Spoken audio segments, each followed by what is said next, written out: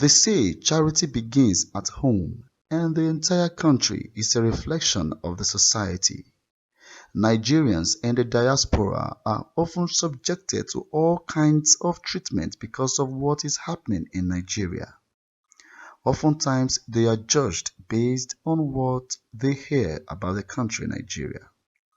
How do Nigerians living outside Nigeria feel about this?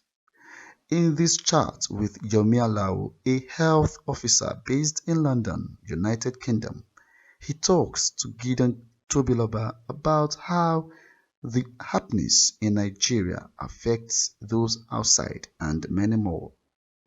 We want you to tell us about your experience moving from Nigeria to the United Kingdom. My experience has been one of it's been 50-50. It's been interesting. It's been how do I put it as well? It has had its own challenges as well. It's not all smooth sailing when you move from Nigeria to a different country or from Nigeria to any country at all. Relocation is not always an easy thing.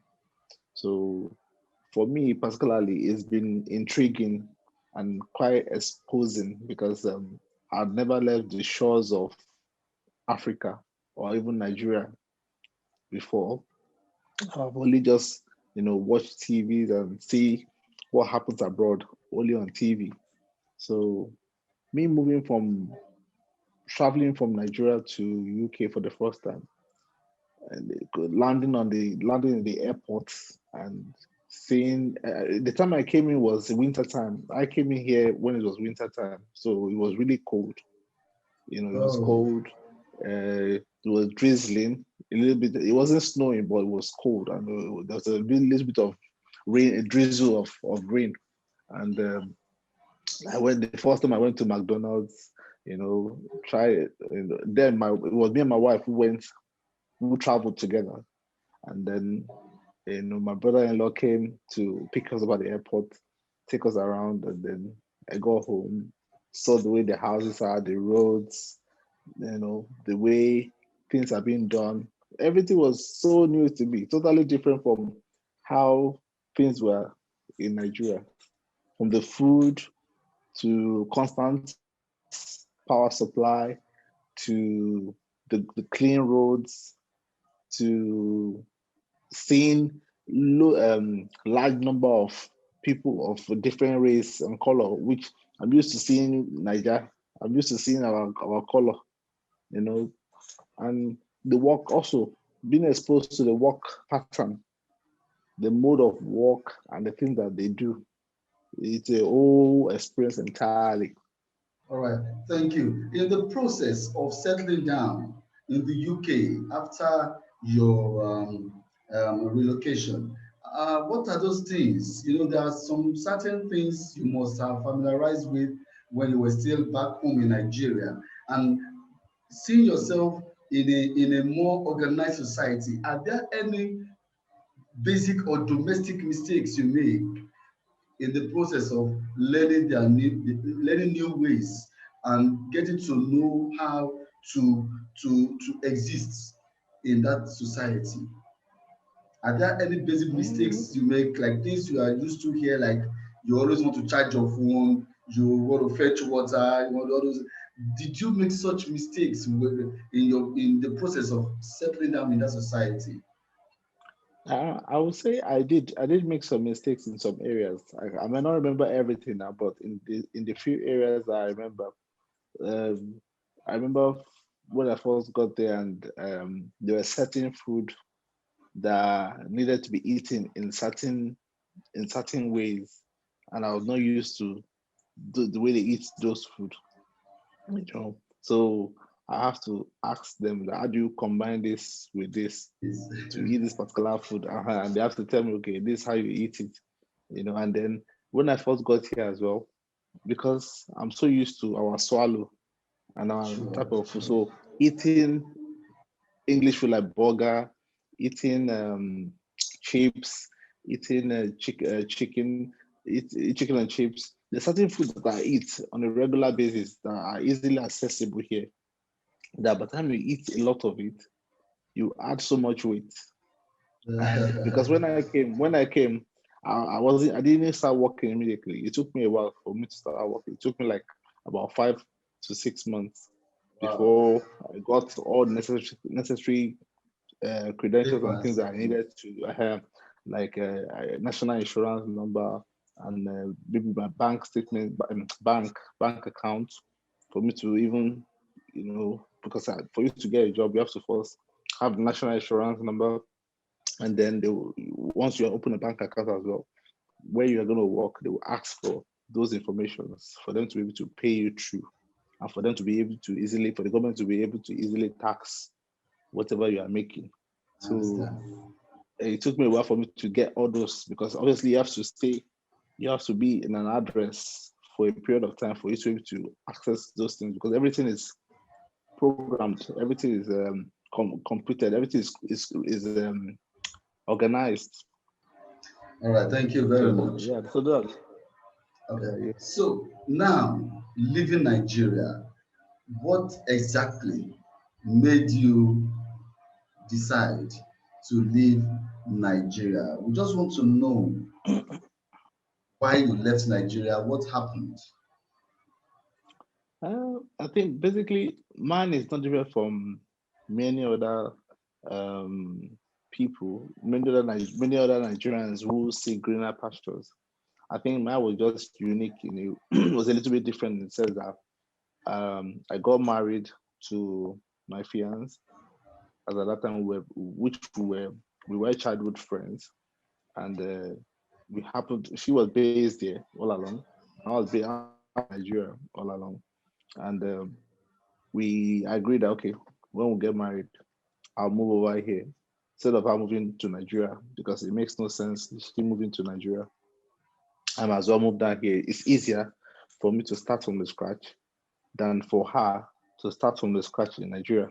Yes. It makes more sense because she didn't do youth service in Nigeria, so it will make no sense for her to start in Nigeria and start going through the rigors of going through youth service and all them things. So I decided, okay, fine, I'll move over to Nigeria, to UK with her.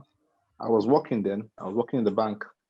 Keys, it used to be called Bank PHP, which was Okay. later changed to Keystone Bank.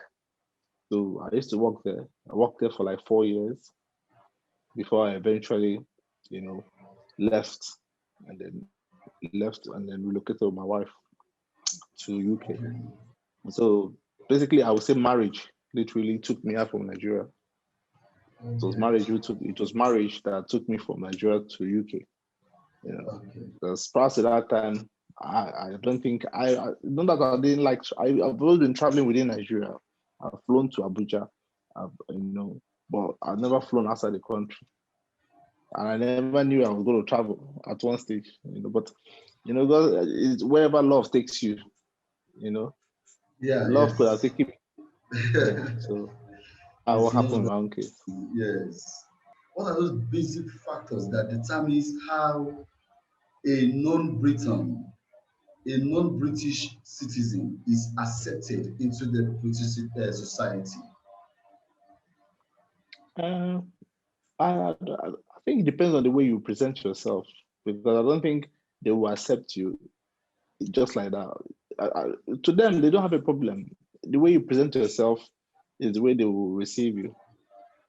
If you come from, because there's some people that come from Nigeria who will still come in with their Nigerian accent, strong Nigerian values, strong Nigerian traditions. They still have that Nigerian way of life that they refuse to. They don't want to change it. They don't want to embrace. They're not flexible. They're not open-minded to a new way of life. It becomes more difficult for them to blend in, because when you're moving to a new country or even a new culture, if you're marrying somebody that's of a different culture, you have to be open-minded to Yes. embrace that person or that culture or that country.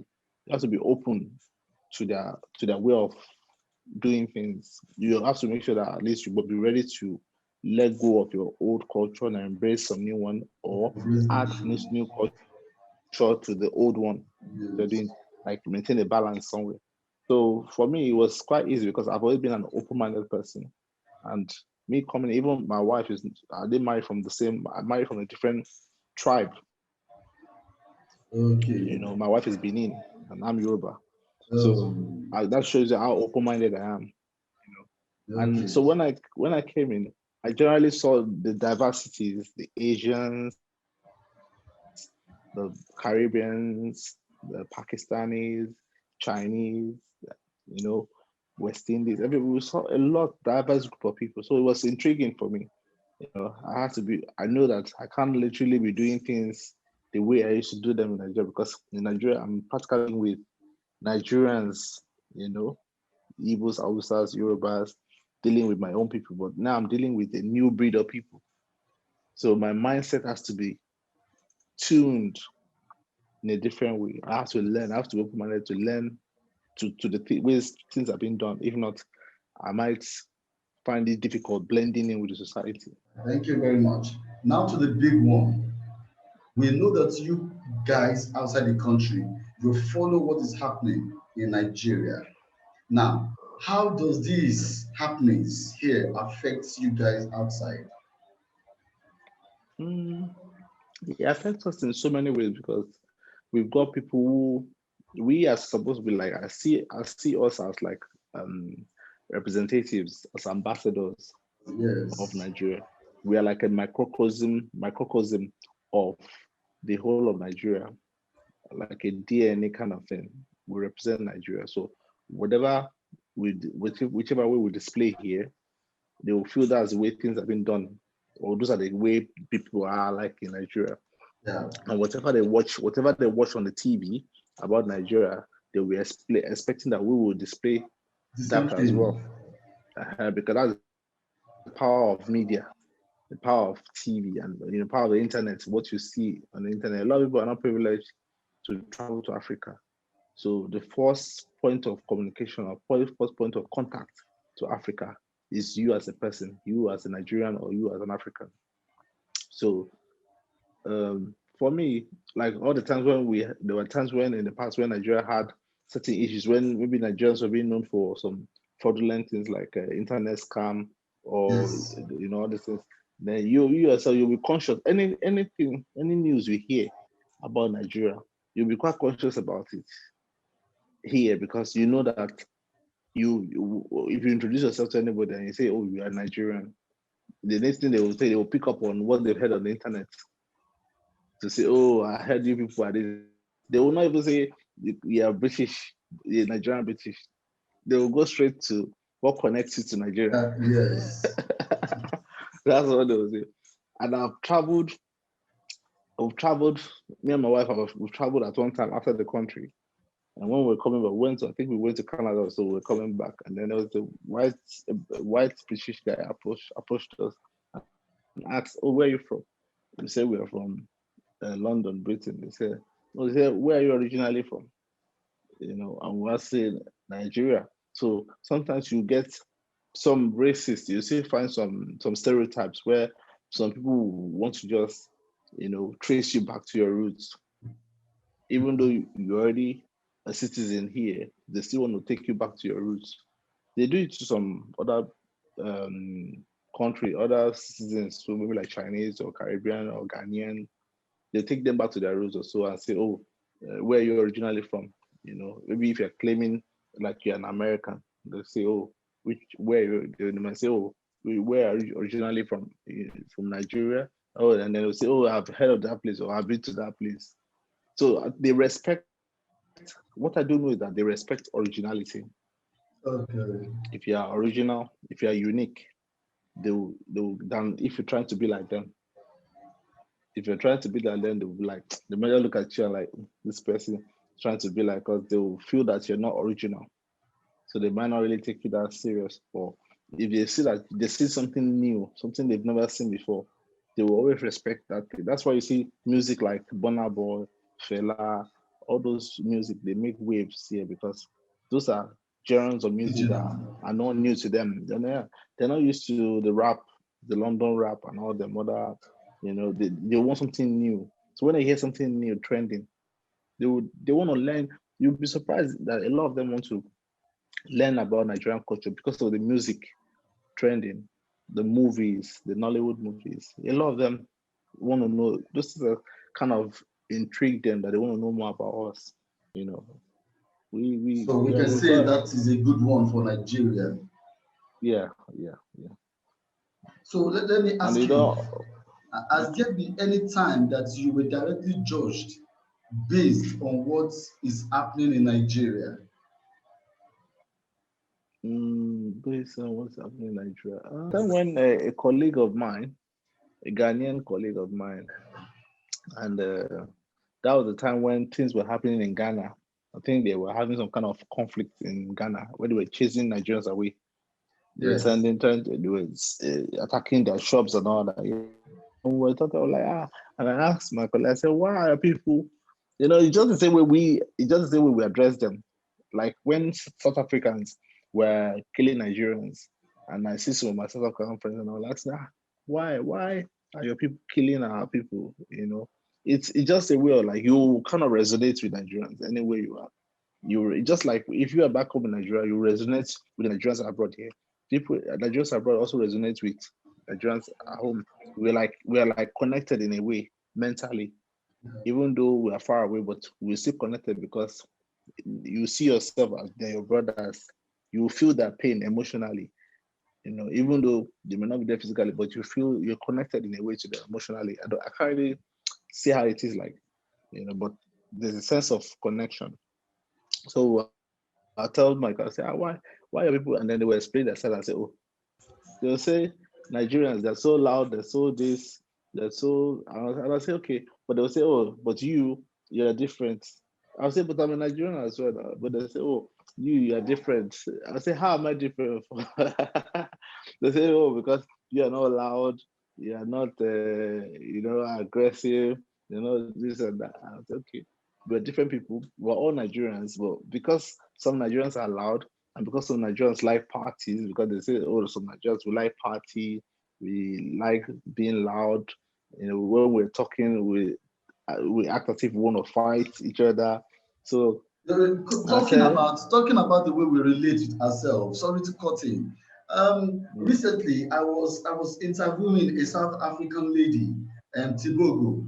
Tibogo told me when I asked her that what particular thing can she say about Nigeria, because she was in South Africa, but she came to Nigeria, and I had the opportunity Mm. of meeting her. I talked with her, and she said one thing she knows about Nigeria is that when they are talking, you think they are angry. He said she saw that in South Yeah. Africa. Now she's in Nigeria. She said the same thing, but she knew from South Africa that it's not that they are angry. That's the way they talk, and So I want you to confirm that. Is it the same story in the UK? Yeah, it's the same. It's the same in the UK and even in America. And I don't even think it's particular to, because even if you look at generally black generally, even in America, there's a way they will talk and they will say, oh, they will tell you, oh, calm down, that because the brother they are gone, and say, oh, calm down. They think you're threatening them, you're a threat to them here as well. And that's why I said it depends on the way some people have put themselves. Like when you're coming into a country like this, you have to be open-minded.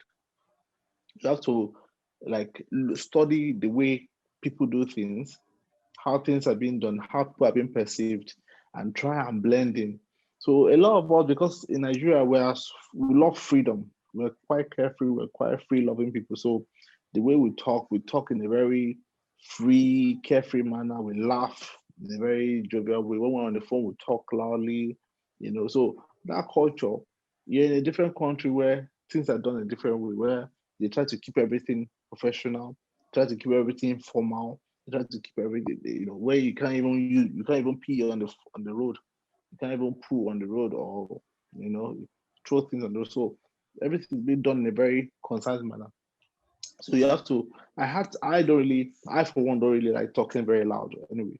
And when I'm even when I'm on the phone, I know the way I talk in a very way whereby I don't have to talk too loud. So it wasn't that difficult for me to blend in that angle because I wasn't naturally a loud person. Thank So you. We are approaching the end of this interview, but before I let you go, I would like to ask you this big one.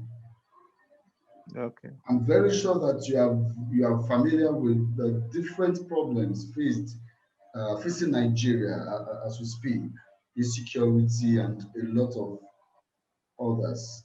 If you were to be consulted on how to fix Nigeria, what would your advice be? If I was contacted to fix Nigeria, the first thing I'll fix is light. The issue of light and the issue of most especially light. Good road can come second, but light will be the first thing because every other thing depends on light. Technology, Revolves around internet lives. revolves around light.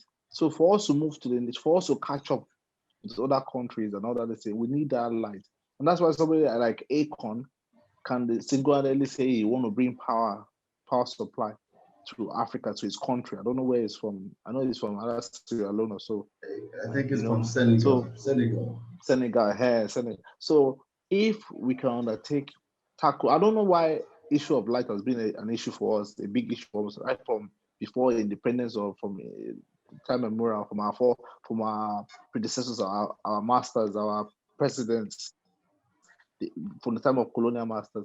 It's been an issue for us to have stable power supply. It's been a Herculean task for all the leaders that we've had. But if we can handle power supply, then we'll go a long way. We'll be able to create jobs. A lot of jobs will come out from there for a lot of youths. Because even those who want to come and invest in Nigeria are still dealing with power supply issues. Issues around the cost of running a business, where you're going to be buying diesel, running your generator, and all those things. Those things cost money, you know. Yeah. But if that angle can be taken off, then I think Nigeria will be able to catch up. Mm. Okay. Thank you. So Thank you. power supply and security. Security also comes, yeah. It's very Security as well. key. Okay. All right. So, what final word do you have for Nigeria leaders and Nigerians as a whole? Well, I would say Nigerian leaders will need to learn. They should learn not to think of only just they themselves. They should think of the good of people. We have a lot of leaders here. Some like recently they said Angela Merkel of Germany just left. She just hand over government to another person. And all the time when she was there, she was not extravagant. She was living in the same house she was living. You know, she did it. She wasn't extravagant. She didn't acquire properties for herself. She lived a very simple life, and she took the country to a very great, status while she was there as a her. So they should emulate people like that. Our leaders should think more of the people, not just themselves. During this pandemic, as showed the way they spent, the way they spend things, they haven't done well in the way they've handled the economy, and is leading to a lot of other things. So as Nigerians as well, I just want us our mentality should also be towards trying to um, tap into our resources, Mm. agriculture, looking was into other areas other than just trying to travel abroad. Traveling abroad is good, but at the end of the day, there's nowhere like home. If we can tap into things within, that will also go a long way. We take to make our country also envious for those abroad to even come to. Because those of us here too, we want to come home eventually one day. So, so they should make us happy.